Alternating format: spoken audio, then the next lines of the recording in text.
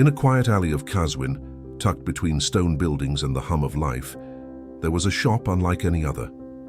It belonged to Omar, the man they called the Skin Poet. The shop was modest, with weathered walls and the scent of ink. Faint. Traces of incense hung in the air. Sketchbooks and bottles of ink lined the shelves, each one holding a story waiting to be told. Omar wasn't your typical tattooist. He was a quiet man, with rough, ink-stained hands, deep-set eyes that missed nothing. Locals said his tattoos weren't just art, they were transformation. It was a humid afternoon in Qazwin. The beads on the doorway clattered louder than usual, as if warning the room of what was about to enter. A man swept in, cloaked in silk and pride, rings on every finger, a scent of foreign perfume trailing behind him. He walked like he didn't just own land, but owned the people who worked it. He didn't glance at the sketches on the walls or the quiet stillness of the shop. Just marched straight up to Omar and said, "Tattoo me and do it like an artist."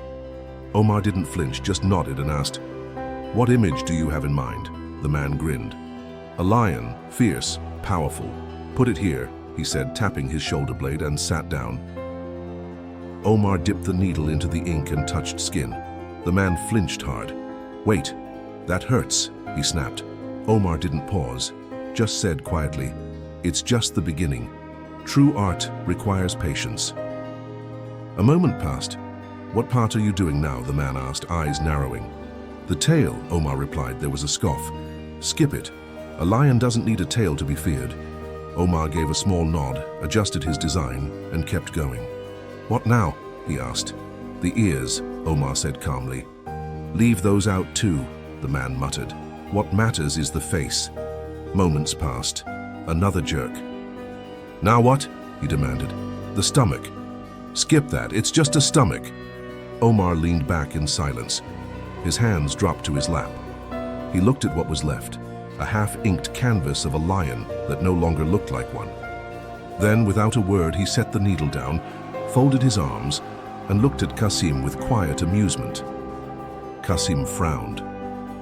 "Why did you stop?" Omar didn't answer right away. Then, with a slight chuckle, he said, "Because you've asked for a lion without a tail, without ears, and without a stomach. Tell me, have you ever seen such a creature?"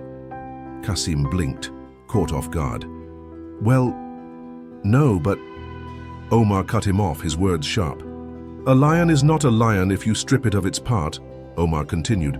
"You want to look powerful, but you're afraid of pain. You want the image of strength without earning it." For a long moment, Qasim didn't speak. He sat there, his hands still gripping the arms of the chair, his pride still expensive but a little quieter now.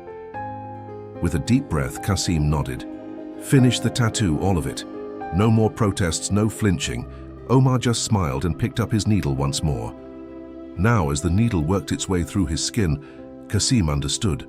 Strength wasn't about showing off. It was about withstanding what life throws at you, enduring the discomfort, and keeping your ground when everything inside you wants to break. You can't just expect to appear tough without actually putting in the work and facing the hardships that build real strength. Now think about it. Have you ever felt like you were running from the pain, only to realize it was the very thing that would make you stronger? If you found value in this journey, don't forget to like and subscribe to the Imaginarium for more motivational stories that speak to the heart. Stay strong, keep growing, and we'll see you in the next one.